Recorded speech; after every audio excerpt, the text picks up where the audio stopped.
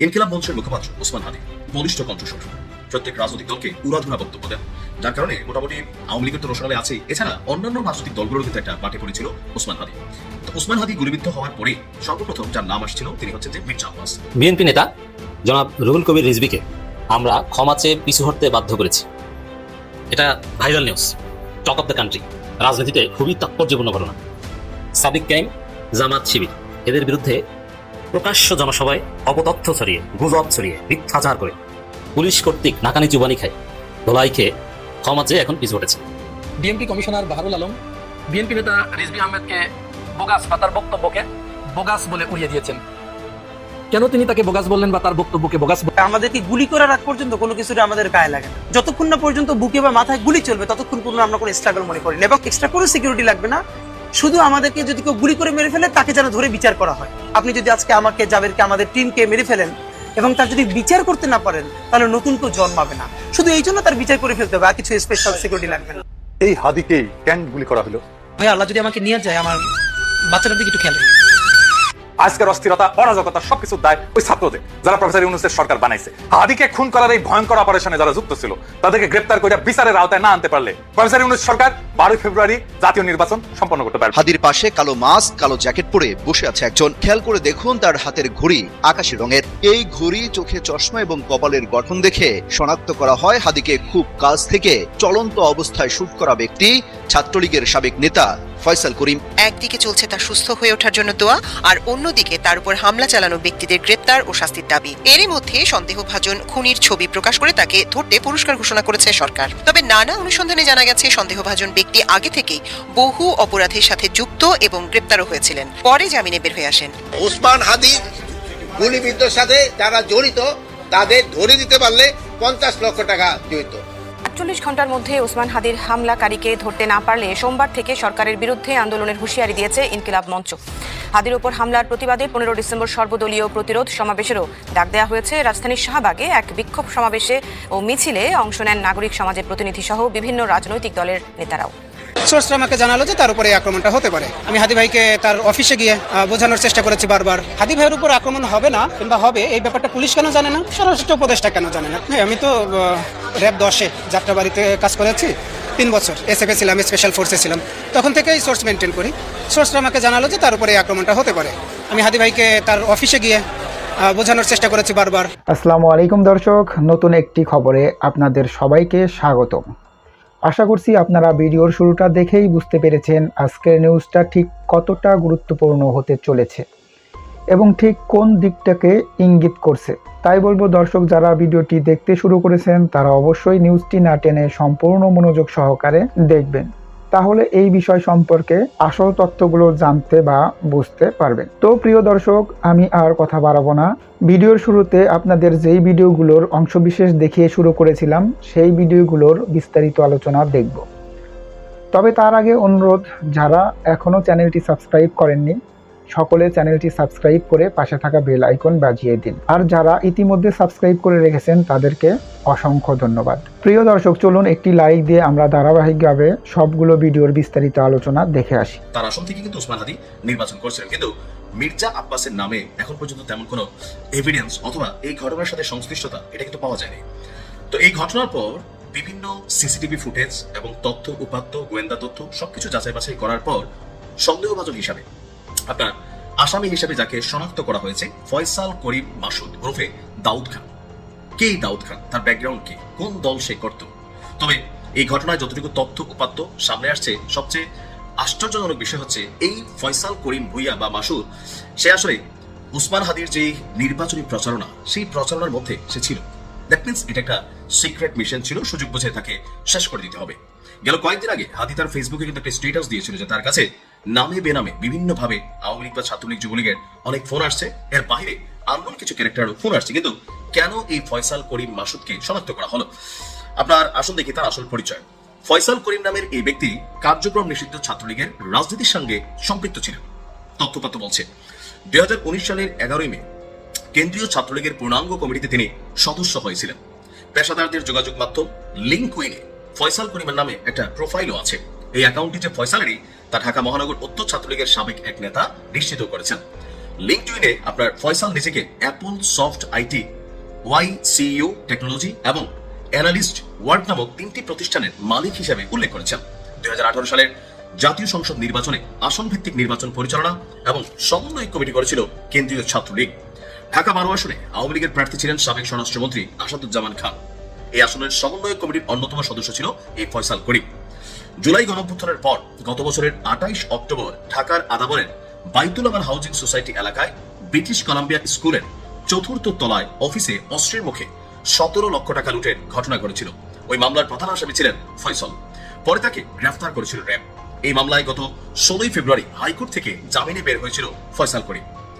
জামিনে থাকা অবস্থায় তার বিরুদ্ধে ওসমান হাদিকে গুলি করার অভিযোগ এসেছে। এটা এখন পর্যন্ত অভিযোগ। আচ্ছা, তো বলা হচ্ছে যে লুটের ঘটনায় 2টি অস্ত্রসহ গ্রেফতার হওয়া আপনার এই ফয়সাল এত অল্প সময়ের মধ্যে কিভাবে জামিন পেয়েছে তা নিয়েও কিন্তু এখন প্রশ্ন উঠেছে। এরই মধ্যে ঢাকা মহানগর পুলিশ এবং এই সন্দেহভাজনের ব্যাপারে তথ্য দিতে সবাইকে অনুরোধ করেছেন। এছাড়া ওসমান হাদিকে গুলি করা ব্যক্তিকে ধরিয়ে দিতে পারলে 50 লক্ষ টাকা পুরস্কারের ঘোষণা দিয়েছেন আমাদের স্বরাষ্ট্র উপদেষ্টা, আমাদের যিনি আছেন জাহাঙ্গীর আলম চৌধুরী। তো 12 ডিসেম্বর যে ঘটনা ঘটেছে, এই ঘটনাটা নিয়ে এখনো মিশ্র প্রতিক্রিয়া আছে। আপনার অনেকেই এই ক্ষেত্রে মির্জা আব্বাসকে দায়ী করার চেষ্টা করছেন, যদিও আমাদের আজকে দেখলাম রুহুল কবির রিজভী সাহেব তিনি আবার বলছেন যে এই ফয়সাল ডাকসুর বিবি সাদিক ক্যামের সাথে নাকি এক টেবিলে চাও খাইছে, তাহলে এই দায়ভার কে নিবে? রাজনীতিতেই পাল্টাপাল্টি অবস্থান থাকবে। তবে হাদির উপরে যে ঘটনা ঘটেছে এর মাধ্যমে আওয়ামী লীগ বেসিক্যালি 2টা বার্তা ক্রিয়েট করা ট্রাই করেছে যে ভবিষ্যতে এই সমন্বয়কদের পরিণতি কি হবে এবং কি তারা যে প্রতিশোধ দিবে এটা স্পষ্ট। তবে সরকারের পক্ষ থেকে বা অন্যান্য রাজনৈতিক দলগুলোর পক্ষ থেকে একটা বার্তা আবার পাল্টা ক্রিয়েট করা হয়েছে, রাজনীতি নিয়ে বিভাজন থাকবে, ক্ষমতা নিয়ে থাকবে, কিন্তু যেখানে ছাত্রলীগ, আওয়ামী লীগ, যুবলীগের ইস্যু আছে সেখানে তাদের অবস্থানটা আবার একত্রিত। আমরাও চাই হাদিকে গুলি করা ব্যক্তি গ্রেপ্তার হোক, তার সর্বোচ্চ শাস্তি হোক, রাজনীতি থাকবে, কিন্তু প্রতিহিংসা পরায়ণ হয়ে কাউকে হত্যা করা এটা কখনোই কাম্য না। ভালো থাকুন, আসসালামু আলাইকুম। বিএনপি নেতা জনাব রুহুল কবির রিজভীকে আমরা ক্ষমা চেয়ে পিছু হটতে বাধ্য করেছি। এটা viral news, talk of the country. রাজনীতিতে খুবই তাৎপর্যপূর্ণ ঘটনা। সাদিক ক্যাম্প, জামাত শিবির এদের বিরুদ্ধে প্রকাশ্য জনসভায় অপতথ্য ছড়িয়ে, গুজব ছড়িয়ে, মিথ্যাচার করে পুলিশ কর্তৃক নাকানি চুবানি খায়, ধোলাই খেয়ে ক্ষমা চেয়ে এখন পিছু হটেছেন। অনেকে ধন্যবাদ জানাচ্ছে যে রুহুল কবির রিজভী আপনাকে ধন্যবাদ যে আপনি ক্ষমা চেয়েছেন, দুঃখ প্রকাশ করেছেন। ধন্যবাদ জানানো না জানানো এটা আলাদা চ্যাপ্টার, কিন্তু আপনি কি মনে করেন এই যে টাইপের মিথ্যাচার রুহুল কবির রিজভী করেছে এরপরে ক্ষমা চেয়েছে, এটা তো বিএনপি সকাল সন্ধ্যা করে, এটা তাদের রুটিন ওয়ার্ক। কিন্তু সব বিএনপি নেতার কি ক্ষমা চায়? এমনকি এই 71 প্রশ্নে প্রত্যেক দিন যেসব কথাবার্তা বলে এগুলো সব মিথ্যাচার। জামাত জান্নাতের টিকিট বিক্রি করে তারেক রহমান থেকে শুরু করে রুহুল কবির রিজভী, মির্জা ফখরুল, সালাউদ্দিন আহমেদ কে মিথ্যা কথা না বলে জামাত শিবিরের বিরুদ্ধে ডেইলি বলে, পানির মতো বলে, ভাতের মতো বলে। এটা তাদের রুটিন, অভ্যাস, হ্যাবিচুয়াল ফ্যাক্ট। কিন্তু তারা কি ক্ষমা চায়? না, ক্ষমা চায় না। অতএব যেহেতু মিথ্যা কথা বলা, অপতথ্য ছড়ানো, এবং আপনি যদি বিএনপি ছাত্রীদের অ্যাক্টিভিজম দেখেন, শাহেদ আলম থেকে শুরু করে অন্যদের কি জঘন্য মিথ্যাচার। কিছুদিন আগে আমি একটা বিষয় নিয়ে কথা বলেছিলাম, বান্দরবনের এক মাদ্রাসার সুপার, দাখিল মাদ্রাসার সুপার, পাইসারি দাখিল মাদ্রাসার, যিনি একজন নিরীহ একজন আলেম, জামাত ইসলামীর সাথে কোনো সম্পর্ক নাই, তাকে জামাত ট্যাগ দিয়ে ছাত্রীদের যৌন হয়রানি করে নানান অভিযোগ দিয়ে তারা তুলকামাল কাণ্ড ঘটিয়ে দিয়েছে, মানে আত্মহত্যা করার মতো একটা অবস্থা। অথচ একদম মিথ্যে কথা। এরকম হাজারো মিথ্যাচার প্রত্যেক দিন রুহুল কবির রিজভী, মির্জা ফখরুল, সালাউদ্দিন আহমেদ থেকে শুরু করে বিএনপির জিয়া বটফোর্স থেকে শুরু করে সবাই করে, যেহেতু এটা তাদের প্রফেশন, এটাই তাদের রাজনীতি। জামাত শিবিরের বিরুদ্ধে তাদের নিয়মতান্ত্রিক কোনো রাজনীতি নাই, তারা কিচ্ছু বলতে পারে না, কোনো অভিযোগ দিতে পারে না। এই কারণে মিথ্যাচারকে এবং ভারতের দালালিকে তারা প্রধান উপসঙ্গ, তাদের অনুসঙ্গ করে ফেলেছে, যার ফলে এই 2-1টা ক্ষমা চাওয়াকে আমরা ধন্যবাদ জানাতে পারছি। দর্শক, এই ভুলটা, এটা তো ক্ষমার অযোগ্য, এখানে আবার ক্ষমা চাওয়া কি? এটা তো উদ্দেশ্যমূলক প্রচারণা, এটাতে প্রতিনিয়ত করে। এখন ক্ষমা যেটা চেয়েছে এটা আমরা সবাই মিলে ধোলাই দিয়েছি বলে ক্ষমা চেয়েছি। আর শুধু আমরা বললে, জামাত শিবির, জনতা, সাধারণ জনগণ, ফ্যাক্ট চেকাররা বললেই কি বিএনপি ক্ষমা চায়? না, আমি তারেক রহমান থেকে শুরু করে মির্জা ফখরুল, সালাউদ্দিন এদের প্রত্যেকের বক্তব্য শোনাতে পারবো। এরা মিথ্যা কথা বলে, এরা কেউ ক্ষমা চায় না। মিথ্যা কথা বলে রিউমার স্ক্যানাররা ধরিয়ে দেয়। এই যে নীলুফার চৌধুরী, মনি, আরো অনেকে টক শোতে কিছুদিন আগে যে মিথ্যাচার গুলো করেছে, এটা ডেইলি করে। কি যে এনসিপির কার্যালয়ের সামনে ককটেল বিস্ফোরণ করতে যেয়ে নাকি শিবির নেতা গ্রেপ্তার হয়, যত মিথ্যাচার, এটা টক শোতে বলেছে। ক্ষমা চেয়েছে? না। তাহলে এই যে যারা ধন্যবাদ দিচ্ছেন যে না রিজভী ধন্যবাদ, এখানে ক্ষমাটা তো চেয়েছে, আমরা তো দোলাই দেই নিয়মিত, আমাদের অবদান তো আছেই। এখানে মূল কারণ হচ্ছে পুলিশ কমিশনার যেহেতু বলেছে যে রিজভী যা বলেছেন ভোগাস, রিজভী যা বলেছেন ভোগাস, মিথ্যুক, রিজভী ধান্দাবাজ, বাটপার, আন্দাজে বলেন, এরকম কোনো কথা আমি বলিনি। যে শরীফ ওসমান হাদিকে গুলি করার সাথে জামাত শিবির জড়িত, এ ধরনের কোনো কথা আমি বলিনি। এটা টোটালি ভোগাস কথা বলেছে। এই পুলিশের ধোলাইয়ের ভয়ে, আমি ধোলাই বলতে এখানে মাইর দেওয়া, কাউকে এগুলো করছেন, এগুলো রাজনীতিতে এখন এগুলো ট্রেন্ডিং আছে। মানে পুলিশ যেহেতু সরাসরি রুহুল কবির রিজভীকে মিথ্যুক বলেছে, ভোগাস কথা বলা একজন নেতা বলেছে, এই কারণে ক্ষমা চেয়েছেন দ্রুত। এর আগেও আপনারা দেখেছেন দুই একটা বিষয় যখন সরকারের সাথে সম্পর্কিত হয়, তখন সরকারের ভয়ে, পুলিশের ভয়ে ক্ষমা চায়। কিন্তু রাজনীতিবিদদের বিরুদ্ধে মিথ্যাচার করা এটা বিএনপির অভ্যাস, তারা ক্ষমা চায় না। তাদের বিরুদ্ধে মিথ্যাচার করে তারা ক্ষমা চায় না, বিএনপি ক্ষমা চায় না। এর আগে একবার আপনাদের মনে আছে, সম্ভবত রোজার মাসে বা রমজান মাসই হবে, কোথাও একটা এসি বিস্ফোরণ হয়েছে, একজন লোক নিহত হয়েছে বাংলা মোটর এলাকার আশেপাশে।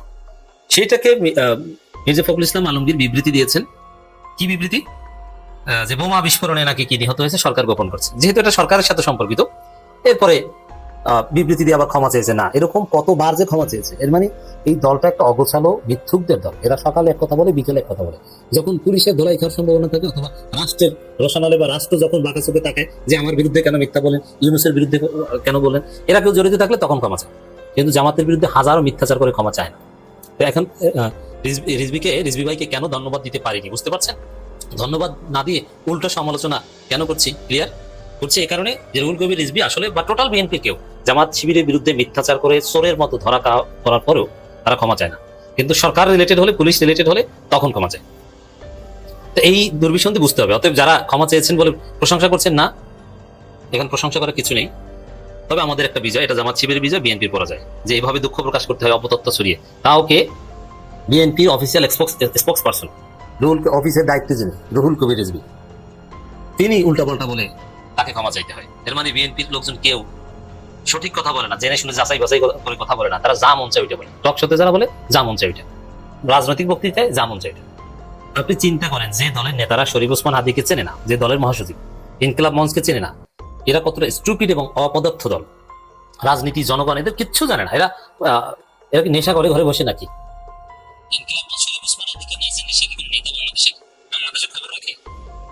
কিছু মূর্খ নেতা আছে না, জামাতেও আছে, এরা বলে হয়তো ফেসবুক চালাই। ফেসবুক চালান আপনি কিসের নেতা? আপনি তো রাজনীতি করার যোগ্যতাই রাখেন। রাজনীতি এখন চলেই ফেসবুকে, রাজনীতির মূল অনুষঙ্গ এখন ফেসবুক। রাজনীতির ডমিনেশন, রাজনীতির পক্ষ বিপক্ষ, রাজনীতির মারামারি কাটাকাটি, এগুলো এজেন্ডা সেট সবকিছু এখন ফেসবুকে হয়। ফেসবুকে সরকারের পতন, হাসিনার আসল পরাজয় হয়েছিল ফেসবুকে, তারপরে মাঠে লাল প্রোফাইল পিকচার লাল করার মধ্য দিয়ে হাসিনার পতন হয়েছিল। হাসিনা নিজেও স্বীকার করেছে। আপনি ফেসবুক চালান, আপনি রাজনীতি করেন, এটা আবার গর্বের সাথে বলেন, এটা তো আপনার অযোগ্যতা। এরকম যে ইনকিলাব মঞ্চকে চেনেন না, শরীফ ওসমান হাদিকে চেনেন না, আপনি বিএনপির মহাসচিব, এর মানে আপনি বাংলাদেশের রাজনীতি করেন না ভারতের রাজনীতি করেন? দর্শক, বিএনপি সিনিয়র যুগ্ম মহাসচিব রুহুল কবির রিজভীর বিবৃতি না বলে ক্ষমা প্রার্থনা, এইটা শিরোনাম দেওয়া উচিত ছিল। আরটিভির লোগো ব্যবহার করে ঢাকা মেট্রোপলিটন পুলিশ কমিশনারের বক্তব্য সামাজিক যোগাযোগ মাধ্যমে ফেসবুকে ভাইরাল হয় এবং এছাড়া শরীফ ওসমান হাদিকে আক্রমণকারী একজন সন্দেহভাজন ব্যক্তির সাথে ডাকসুর ভিভির চা খাওয়ার দৃশ্যটিও সামাজিক যোগাযোগ মাধ্যমে ভাইরাল হয়। এই দুটি বিষয় ছিল ভিত্তিহীন এবং এআই জেনারেটেড। ফ্যাক্ট চেক না করে উল্লেখিত বিষয় দুটি নিয়ে আজ দুপুরে নয়াপল্টনস্থ বিএনপি কেন্দ্রীয় কার্যালয়ের সামনে একটি সভায় বক্তব্য রাখি। এই অনিচ্ছাকৃত ভুল বক্তব্যের জন্য আন্তরিকভাবে দুঃখিত। অনিচ্ছাকৃত ভুল বক্তব্য দেওয়াটাই বিএনপি নেতাদের বৈশিষ্ট্য। অতএব এতে ক্ষমা চেয়েছেন, পরাজয় হয়েছে, নাকানি জীবনী খেয়েছে, এরকম পদে পদে পরাজিত হতে হবে আপনাদের। অতএব এটা অনাকাঙ্ক্ষিত বা এইসব ধন্যবাদ দেওয়ার কিছু নেই। DMP commissioner Baharul Alam BNP নেতা রিজভী আহমেদকে বোগাস বা তার বক্তব্যকে বোগাস বলে উড়িয়ে দিয়েছেন। কেন তিনি তাকে বোগাস বললেন বা তার বক্তব্যকে বোগাস বললেন, এই বিষয়টি চলুন আমরা আল্লাহর নাম নিয়ে শুরু করি। আপনারা জানেন, গতকাল শুক্রবার জুমার নামাজের পরে ওসমান হাদিকে শুট করা হয়েছে। শুটার এখন পর্যন্ত গ্রেপ্তার হয়নি। আমাদের দেশের এই যে বাহিনীগুলো, গোয়েন্দা সংস্থার বিভিন্ন কর্মী বাহিনীগুলো, এরা এখন পর্যন্ত এই শুটারকে গ্রেপ্তার করতে পারে নাই। এমনকি তারা নিজেরা একে চিহ্নিত করতে পারে নাই। সাধারণ মানুষ, এই সামাজিক যোগাযোগ মাধ্যম ব্যবহারকারীরা, বেসামরিক নাগরিক, এরা এমনকি দ্য ডিসেন্ট অনলাইন পোর্টালের মতো পোর্টাল, তারা এই শুটারকে শনাক্ত করেছে এবং পুলিশের কাজে বা আইন শৃঙ্খলা রক্ষাকারী বাহিনীর কাজে সহযোগিতা করেছে। কিন্তু দৃশ্যত এখন পর্যন্ত কাউকে গ্রেপ্তার করতে পারেনি। এটি নিঃসন্দেহে একটি নিন্দনীয় এবং দেশের জন্য, জুলাই যোদ্ধাদের জন্য ভয়ঙ্কর একটি ব্যাপার। এই যখন অবস্থা, ঠিক তখন শরীফ ওসমান হাদিকে শুট করার পরে তার ঘন্টা 1-1.5-2 ঘন্টার ভিতরে ডাকসু ভিপি সাদিক কায়েম তিনি তার ভেরিফাইড ফেসবুক পেজে একটি পোস্ট করলেন যে চাঁদাবাজ এবং এই মাফিয়া গুন্ডা সন্ত্রাসীদের বিরুদ্ধে আমাদের অভিযান শুরু হলো। এরকম আরো কিছু কথা লিখে সেখানে কিন্তু তিনি কারো নাম উল্লেখ করেন নাই, কারো কথা বলেন নাই, কারো দিকে কোনো ইঙ্গিত করেন নাই। জাস্ট একেবারে যারা মাফিয়াতন্ত্র কায়েম করেছিল, এটা তো হতে পারে আওয়ামী লীগ, কারণ এদেশে আওয়ামী লীগই তো মাফিয়াতন্ত্র কায়েম করেছিল, তিনি তাদেরকে মিন করেছেন। সেই সাথে তিনি একটি শব্দ যুক্ত করেছেন, চাঁদাবাজ। এখন এই চাঁদাবাজ শব্দ শোনার সাথে সাথে বিএনপি নিজের ঘাড়ে নিয়ে নিলেন, মির্জা আব্বাস ওটা নিজের দিকে নিয়ে নিলেন। কেন রে ভাই? চাঁদাবাজ শব্দটা শোনার সাথে সাথে আপনাকে নিজের দিকে টেনে নিতে হবে কেন? তার মানে এইটা প্রমাণ করে না যে আপনি এটা করেন? তাহলে আপনি যেটা করেন সেটা শুনলে আপনার এত গা জ্বালা করে কেন? আর আপনি যদি না করে থাকেন তাহলে তো আপনার এখানে জ্বলে যাবার কথা নয়। এর আগেও আমরা দেখেছি, ওই যে মিজানুর রহমান আজহারী তিনি একটা মাহফিলে বললেন যে একদল খেয়ে গেছে আর একদল খাওয়ার জন্য প্রস্তুত হয়ে আছে। এখানেও কিন্তু তিনি কারো নাম বলেন নাই। এখানে তো তিনি জামাত ইসলামকেও মিন করতে পারেন যে একদল খেয়ে গেছে আর একদল খাওয়ার জন্য প্রস্তুত হয়ে আছে। হতে পারে সেটা জামাত ইসলাম, হতে পারে সেটা বিএনপি, হতে পারে সেটা এনসিপি। তিনি কারো নাম উল্লেখ করে নেই। এরপরে সেই বেচারাকে, তার মতো একজন আলেমকে, এরকম একজন জনপ্রিয় আলেমকে, ওই শামসুজ্জামান দুদু, তিনি আধার না মুজাহার এরকম তুচ্ছ তাচ্ছিল্য করে যাচ্ছে তাই অবস্থা, এবং বিভিন্ন জায়গায় তার বিরুদ্ধে বিভিন্ন ধরনের বক্তব্য দেওয়া শুরু হয়ে গেল। কেন এরকম হবে কেন? এই কথাগুলো আপনারা নিজের দিকে যখনই টেনে নিয়েছেন, তখন ওই যে আমরা গ্রামে ছোটবেলায় কাউকে কোনো একটা নাম দিয়ে যদি ভেঙাতাম, আর যদি সে সেইটার কারণে খেপে যেত, এবার গ্রামের সবাই আস্তে আস্তে তাকে ওইটা বলে ডাকা শুরু করতো। আপনাদের অবস্থা তো ঠিকই হয়েছে। সাদিক কায়েমের বিরুদ্ধে জামাত ইসলামের নাম উল্লেখ করে তিনি একেবারে প্রকাশ্যে নাম উল্লেখ করে বক্তব্য দেওয়া শুরু করলেন। এমনকি তিনি এও বললেন যে এই চিহ্নিত সন্ত্রাসীরা, হাদির উপরে শুটার যিনি করেছেন, তারা জামাত শিবিরের লোক। আরো এক ধাপ এগিয়ে গিয়ে রিজভী আহমেদ যেটি বললেন, এইটা ভয়ঙ্কর একটা ব্যাপার। রিজভী বললেন সাদিক কায়েমের সাথে ওই যে ছেলেটা মাসুদ করিম, মোহাম্মদপুর আদাবরের যে সাবেক ছাত্রলীগের সভাপতি, যে নেতা, যাকে শনাক্ত করা হয়েছে, এআই দিয়ে সাদিক কায়েমের পাশে বসিয়ে চা খাওয়ানোর একটা ছবি এটা ছেড়ে দেওয়া হলো সামাজিক যোগাযোগ মাধ্যমে। আর পাশাপাশি আরেকটা ছবি ছেড়ে দেওয়া হলো বাহারুল আলমের, ডিএমপি কমিশনার বাহারুল আলমের নাম নিয়ে আরটিভির লোগো ব্যবহার করে। সেখানে বলা হলো যে বাহারুল আলম বলছে যে হাদির উপরে যিনি শুট করেছেন তিনি জামাত শিবিরের কর্মী। এই দুটি বিষয়কে কেন্দ্র করে ওই চা খাওয়ার ছবিটা, ডিএমপি কমিশনারের বক্তব্য, দুটোই কিন্তু বোগাস, এআই দিয়ে তৈরি করা। এই দুটোর উপর বেসিস করে রিজভী আহমেদের মতো একজন মানুষ, এরকম একজন দায়িত্বশীল মানুষ, তিনি হঠাৎ করে দাঁড়িয়ে বলে দিলেন জনসমাবেশে, দেখুন এর বিচার কে করবে, দেখুন ডিএমপি কমিশনার বলেছেন জামাত শিবির জড়িত, আর ওই সাদিক কায়েম তার সাথে চা খায় ইত্যাদি, মানে রাজনৈতিক নেতারা যেভাবে বক্তব্য দেয় আর কি। এর কিছুক্ষণ পরেই বাহারুল আলমের কানে যখন এটি গেল, তার চোখে তার দৃষ্টিগোচর যখন হলো, তিনি তো একেবারে পরিষ্কার করে বলেন যে রিজভী আহমেদ বোগাস বলেছেন। ওটা বোগাস, আমি এই ধরনের কথা বলি নাই। আর ছেলে পেলে তো এখন এই জেনজিকে তো বিএনপির এই বুড়ো নেতারা চেনে নাই। মুহূর্তের ভিতরে ওই ছেলেটার সাথে, ওই শুটারের সাথে রিজভী আহমেদের, তারেক রহমানের, মির্জা আব্বাসের, বিএনপির আরো নেতাদের সাথে ওই এআই দিয়ে বানিয়ে চা খাওয়া ছবি পুরা ফেসবুক ছয়লাভ করে দিল। যখন এটা ছয়লাভ হয়ে গেল, তখন এটা রিজভির কানে গেল। এবার রিজভী আর তখন কি বলবে? সাদিক কায়েম পোস্ট দিয়ে বললেন যে আপনার মতো দায়িত্বশীল একটা এআই তথ্যের উপরে ভিত্তি করে আপনি যে বক্তব্য দিয়েছেন আমার নাম করে একটা জনসমাবেশে, আপনি ক্ষমা চেয়ে আপনি দায়িত্বশীলতার পরিচয় দিন। তো রিজভী আহমেদকে এখানে অবশ্যই আমরা ধন্যবাদ দিতে চাই। তিনি এখানে একটা ভালো কাজ করেছেন, উদার রাজনীতির পরিচয় দিয়েছেন, এটা উচিত। কারণ কয়েকদিন আগে রিজভী আহমেদকে ডাকসুতে নিয়ে গিয়ে এই সাদিক কায়েম কি করলো? মানুষের তো একটু চক্ষু লজ্জা বলে একটা কথা আছে। সাদিক কায়েম রিজভী আহমেদের পায়ের স্যান্ডেল পর্যন্ত আগায় দিছে, তার দরজা খুলে দিছে, গাড়ির দরজা, হাত ধরে তাকে উপরে তুলে নিয়ে গেছে বক্তব্য দেওয়ার সময়। এই জিনিসটুকু একটি মগজে আসলো না। যাই হোক, রিজভী আহমেদ এটি বুঝতে পেরে সাথে সাথে ক্ষমা চাইলেন, নিজের বিবৃতি দিলেন যে আমি আসলে এই তথ্যের উপরে ভিত্তি করে এটি বলেছি, ওটা ভুল ছিল, আমি আন্তরিকভাবে দুঃখিত। কেন ভাই আপনাদের ক্ষমা চাইতে হবে কেন? আপনাদের মতো লোক এর আগে আপনাদের দলের এই যে যাদেরকে দিয়েছেন সবগুলো তো অপদার্থ। এই অপদার্থগুলো ওই যে জাহাঙ্গীরনগর বিশ্ববিদ্যালয়ের এক ম্যাডাম নাহারিন ইসলাম খান না নাহারিন আলম খান, জাহাঙ্গীরনগর বিশ্ববিদ্যালয়ের এই ম্যাডাম জামাত নেতার একজন, সিরাজগঞ্জের জামাত নেতার একটা বক্তব্যকে, এরকম এআই ক্রিয়েটেড একটা ঘটনাকে তিনি যমুনা টিভির টক শোতে এসে, এরকম একটা পাবলিক প্লেসে এসে, মেইন স্ট্রিমের মিডিয়াতে এসে তিনি বললেন যে জামাতের নেতারা বলে, জামাতের অমুক নেতা বলেছেন যে আওয়ামী লীগ পালিয়ে চলে গেছে দেশ থেকে, তাদের স্ত্রীরা এখানে রয়ে গেছে, তাদের স্ত্রীরা জামাতের জন্য হালাল দিয়ে দিলেন বক্তব্য। এরপরে তো জামাত নেতা যখন মানহানির মামলা করলেন, তখন তিনি নারী গার্ড খেলা শুরু করলেন। কেন এত ইম্যাচুরেট, কেন বুদ্ধি শুদ্ধি পড়ালেখা এগুলোর দ্বারে কাছেও নাই আপনারা? এটা কি জাতি আপনাদের কাছ থেকে এইটা তো আশা করে নাই। আপনারা কি ভাবছেন যে এটা 90 দশকের রাজনীতি? এটা তো 2025 সালের রাজনীতি। আপনার যখন 2025 সাল, তখন আপনার চিন্তা করতে হবে 2050 সালের। আপনি তা না করে গত বগা যাচ্ছে তাই চোখের সামনে আসার সাথে সাথেই সেটা একেবারে গপাত করে বলে দিলেন, অনেকটা ওই যে ডায়রিয়া রোগীর মতো, যে ঠেকাতে পারে না, যেখানে সেখানে কি হসপিটাল কি মসজিদ চাপ দিলে পরে একেবারে হঠাৎ করে বের হয়ে যায়। এই ধরনের হলে তো ভাই হয় না। এটা হলে পরে তো রাজনীতি করা যায় না। মানে জামাতের ভুল ধরার জন্য, জামাত শিবিরের ভুল ধরার জন্য একেবারে ওত পেতে সবাই মনে হচ্ছে আপনারা বসে আছেন, আর সুযোগ পাওয়ার সাথে সাথে কোনো রকম একটু ইঙ্গিত, সেটা হোক সত্য হোক মিথ্যা, ওই জিনিস আর চেক করার দরকার পড়ে না, গেসাত করে একটা কথা মুখ দিয়ে বের করে দেন। এটা আসলে কাঙ্ক্ষিত নয়, কারোর জন্যই কাঙ্ক্ষিত নয়। এই বিষয়ে দেশ একটা গৃহযুদ্ধের দিকে ক্রমান্বয়ে চলে যাচ্ছে এবং আমরা দেখতে পাচ্ছি এই পতিত স্বৈরাচার এবং আমাদের পার্শ্ববর্তী দেশ এবং তাদের এদেশীয় যে সমস্ত পেইড এজেন্ট রয়েছে, এরা একত্রিত হয়ে বিএনপি এবং জামাতকে সংঘাতের দিকে ঠেলে দিচ্ছে। আমাদের কাছে মনে হচ্ছে এই সংঘাত অনিবার্য হয়ে উঠছে। দুই দলই যদি বুদ্ধিমত্তার পরিচয় না দেয়, তাহলে কিন্তু এই সংঘাত অনিবার্য হয়ে উঠবে। আমি এই বিষয়ে আরো কথা বলবো, আগামীকাল এই বিষয়ে আরো বিস্তারিত নিয়ে আসবো। আপনারা ততক্ষণ আমার সাথেই থাকবেন। আল্লাহ হাফেজ। কারণ পাকিস্তানের ব্যাপারে ভারতের ব্যাপারগুলো ডিসাইডেড, এটা হলে এটা হবে, এটা হলে এটা করবো, এটা হবে। কারণ পাকিস্তান কোনো কালে ছাড় দেয় না। পাকিস্তানের যদি আপনি একটা আঙ্গুল কেটে দেন, পাকিস্তান হাতটা নিয়ে যায়। পাকিস্তানের যদি আপনি একটা সোলজারকে হত্যা করেন, পাকিস্তান 5টা সোলজার হত্যা করে দেয়। পাকিস্তানে যদি একটা নর্মাল হেলিকপ্টার নষ্ট করেন, পাকিস্তান আপনার 5টা রাফায়েল ধ্বংস করে দেয়। বুঝতে পারছেন? সব পাকিস্তানের সাথে ব্যাপারটা ডিসাইডেড। আর আমরা আমাদের এখানে তাদের প্রচুর দালাল আছে। দালালগুলো কারা? এই দালালগুলোকে নিয়ে ভাবতে হয় দালালরা নিরাপদ আছে কিনা, এটা ভাবতে হয়। দালালরা কার কোর উপরে ছড়ি ঘুরাইতেছে এগুলোর হিসাব নিতে হয়।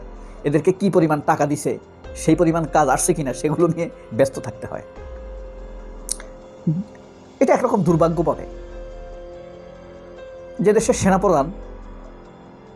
সেনাপ্রধানের উপরে সেনাপ্রধান যে দেশের জনগণের মালিকের আস্থা রাখতে পারে না, তারা তো নিমক খারাপ। আপনি যেই আজকের এই ভিডিওটা একবার দেখবেন,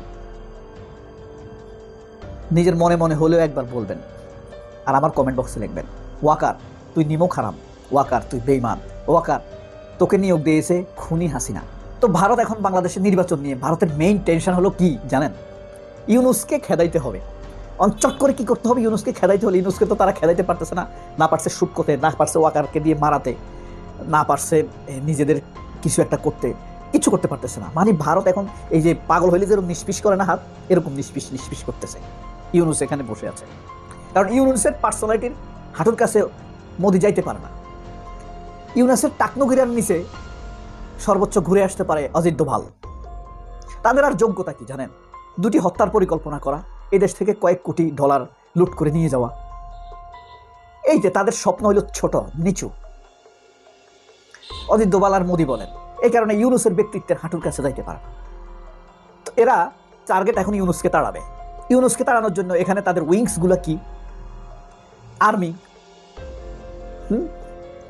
প্রথম আলো তথা মিডিয়া এবং চাল চামিক্কা মাসুদ কামালেরা যারা আছে, মতিচোরা, বিএনপি, আর হলো ইসলামিক গ্রুপ। ইন্ডিয়ার কিন্তু একটা গ্রুপ আছে ইসলামিক স্টেক, কাউমি বা দেওবন্দ ঘরানা। ভারত যা বলবে তাই। ভারত যদি বলে কাশ্মীরে হামলা ঠিক, এরা কিন্তু কাশ্মীরে হামলা ঠিক বলবে। আফগানিস্তান কি বলে দেখেন না, এত বড় ইসলামিক এমারত, তারা বলে কাশ্মীর নিয়ে ভারত যা করছে ঠিক আছে।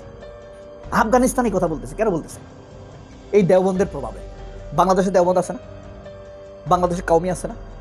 আছে, যদিও সবাই না, বেশিরভাগ। ক্রিম একটা অংশ, দেখবেন এদের চাল চলন ভালো, গাড়ি ঘোড়ায় জৌলস আছে, চলাফেরায়। বাইতুল মুকাররম খতিব ছিল না রুহুল আমিন, এরাই তারা। তাবলিগের একটি বড় অংশ ক্রিম অংশ, মানে দেওবন্দের একটা ক্রিম অংশ, তারপরে কাউমিদের একটা ক্রিম অংশ। এদের চলাফেরাই অন্যরকম হবে, ঠিক আছে? এরা তারেক রহমানের মতো স্টাইলে চলাফেরা করবে, ঠিক আছে? তো এই যে স্টেকগুলা, ইসলামিক একটা স্টেক আছে, আপনার ইন্টেলেকচুয়াল একটা স্টেক আছে, সুশীল পত্রপত্রিকার সাংবাদিক, এদের একটা গ্রুপ, ডিফেন্সের একটা গ্রুপ। এদের অনেকে নাম নেয় না অবশ্য, আমাকে নিষেধ করছে অনেকে যে সেনাবাহিনীর নাম নিও না, কি বলতে হবে? ডিপ স্টেট বলতে হবে। যাই হোক, ভবিষ্যতে বলবো, মানে ভয় পাওয়াইছে আর কি। এই যে আর বিএনপি, এখন চারটা শক্তি কিন্তু ভারতের, এখানে একা হয়ে যাচ্ছে জামাত। এখন এই চারটা শক্তি সবাই চাইবে কি ভারতের কথা মতো দ্রুত নির্বাচন, go Yunus and on power BNP. এখন চারটা শক্তির মধ্যে একটা সবাই একমত, হ্যাঁ গো ইউনুস, হারি ইলেকশন, দ্রুত ইলেকশন। শরীফ ওসমান হাদির ঘটনার পর প্রফেসর ইউনুস বিরাট ঘটনা ঘটিয়ে দিয়েছে। এর মানে এই ঘটনার পর আমি যেটা বলেছি যে অনেক প্রভাব আপনারা দেখতে পাবেন, হ্যাঁ সেটাই প্রভাব স্বরূপ রাজনীতিতে অনেক পরিবর্তন। শরীফ ওসমান হাদির ঘটনা থেকে আরো অনেক ঘটনার জন্ম নিবে এবং পুরো সরকার নড়ে চড়ে বসে অনেক সমস্যার সমাধান করবে, যেটা এই ওসমান হাদির সাথে ঘটনা না ঘটলে হয়তো বা এত দ্রুত সমাধান হতো না। তো দর্শক, এখন আমরা দেখতে পাচ্ছি ঐক্যবদ্ধ বাংলাদেশ। বিএনপি জামাতের কামড়াকামড়ি অনেকটা কমেছে, নেটিজেনদের মধ্যে কিছু একতলাপ থাকবে, লড়াই থাকবে, এটা ফেয়ার প্রতিযোগিতার অংশ। কিন্তু সেন্ট্রালি অথবা ফান্ডামেন্টালি বিএনপি এবং জামাতের মধ্যে সে একতলাপ নাই। এখন সবাই ঐক্যবদ্ধ, যে আওয়ামী লীগের বিরুদ্ধে, ভারতের আধিপত্যবাদের বিরুদ্ধে বিএনপি জামাত সবাই ঐক্যবদ্ধ ডক্টর ইউনূসের নেতৃত্বে। তো সংকটকালীন সময়ে এটা প্রফেসর ইউনূসের একটা সুপ্রিমেসি, তিনি রাজনৈতিক দলগুলোকে ডাকেন এবং সবাইকে নিয়ে ছবি তুলে দেখিয়ে দেন যে না সবাই ঐক্যবদ্ধ। এভাবেই কিন্তু আপনি দেখেন হাসিনা পালানোর পর প্রফেসর ইউনূসের যে নজিরবিহীন সফলতা, এইসব থিওরিতেই তো সব ষড়যন্ত্র উপেক্ষা করে প্রফেসর ইউনূস কি নির্বাচনের তারিখ ঘোষণা করেন নাই? করেছেন। এর মানে সব ষড়যন্ত্র এইভাবেই প্রফেসর ইউনূস ওভারকাম করেন। তারেক রহমান তো আসার কথা বলছেন, এর মানে বাধা টাদা যা ছিল এটাও নাই, এখানে প্রফেসর ইউনূস সাকসেস যদি আসেন, যদিও আগেই সাকসেস ছিলেন। এরপরে সেই গুম-খুনে জড়িত সেনা অফিসারদেরও বিচার হচ্ছে, হাসিনার বিচার হচ্ছে, বিচারের রায় হয়েছে এবং সম্ভবত ওবায়দুল কাদের এবং আসাদুজ্জামান খান কামাল এরকম কয়েকজনকে ভারত ফেরতও দিতে পারে। অনেক পলিটিক্স আছে পর্দার অন্তরালে। মানে আপনারা কি দেখতে পাচ্ছেন যে প্রফেসর ইউনূস মানে পুরোটাই সফলতা। জুলাই সনদ সাইন হয়েছে, গণভোটও হবে, সবই হবে, কেউ কিছু আটকাতে পারছে না। অসাধারণ অসাধারণ দর্শক। দর্শক, শরীফ ওসমান হাদির এই ঘটনার পর আর এক চমক দেখালেন প্রফেসর ইউনূস, নজিরবিহীন ঘটনা, অসাধারণ দৃশ্য। কি জুলাই অভ্যুত্থানকে নস্যাৎ করা সকল প্রচেষ্টার বিরুদ্ধে ঐক্যবদ্ধ রাজনৈতিক দলগুলো। এবং আমাদের জুলাই যখন মরে মরে ভাব, তখন এই ঘটনা। এরপরে ইউনূস আবার সবাইকে জাগিয়ে তুললেন, একটা নতুন ভাইব চলে আসলো।